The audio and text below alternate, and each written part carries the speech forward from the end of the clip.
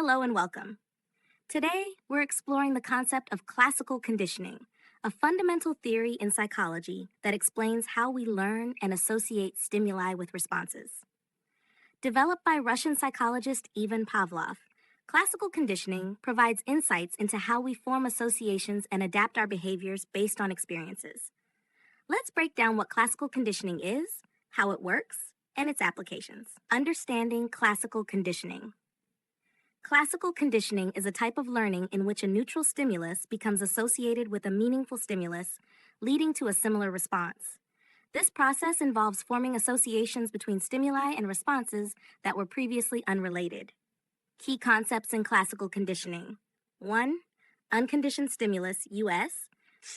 This is a stimulus that naturally and automatically triggers a response without any prior learning.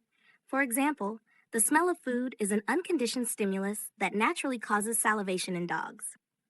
2. Unconditioned response, UR. The unconditioned response is the natural automatic reaction to the unconditioned stimulus. In the previous example, salivation in response to the smell of food is the unconditioned response. 3. Conditioned stimulus, CS. This is initially a neutral stimulus that, after being paired with the unconditioned stimulus, begins to trigger a similar response. For instance, if a bell is rung every time the dog is presented with food, the bell becomes a conditioned stimulus. 4. Conditioned response, CR. The conditioned response is the learned reaction to the conditioned stimulus. After several pairings, the dog will begin to salivate in response to the bell alone, even without the presence of food. This salivation is the conditioned response. Pavlov's experiment. Ivan Pavlov's famous experiment with dogs is a classic example of classical conditioning. Pavlov noticed that dogs would salivate when they saw food, but he began ringing a bell before presenting the food. Over time, the dogs started salivating merely in response to the sound of the bell, even when no food was present. This demonstrated that the dogs had learned to associate the bell with the food, illustrating the principles of classical conditioning. Applications of classical conditioning.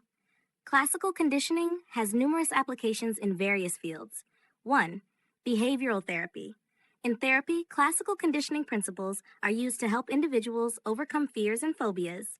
Techniques such as systematic desensitization involve gradually exposing individuals to their feared stimuli while using relaxation techniques to break the association between the fear and the stimulus. Advertising. Marketers use classical conditioning to create positive associations with their products. For example, a brand might use attractive visuals or pleasant music in its advertisements to create a positive emotional response that becomes associated with the product. 3. Education. Teachers can use classical conditioning techniques to create a positive learning environment.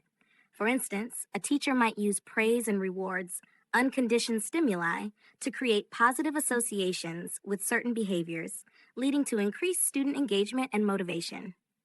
Criticisms and limitations. While classical conditioning is a powerful tool for understanding learning, it has its limitations. 1. Simplicity. Classical conditioning focuses on simple associations and does not account for the complexity of human learning, which involves cognitive processes and higher-order thinking. 2. Individual differences.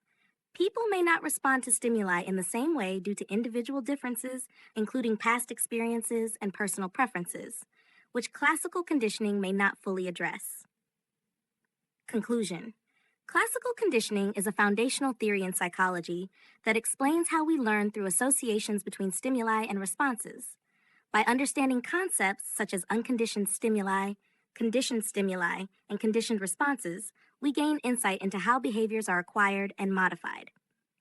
This theory has practical applications in therapy, advertising, and education, demonstrating its relevance across various aspects of life.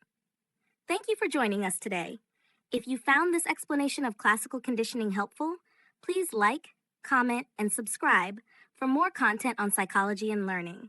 We'd love to hear your thoughts or questions, so feel free to share them in the comments below. See you in the next video.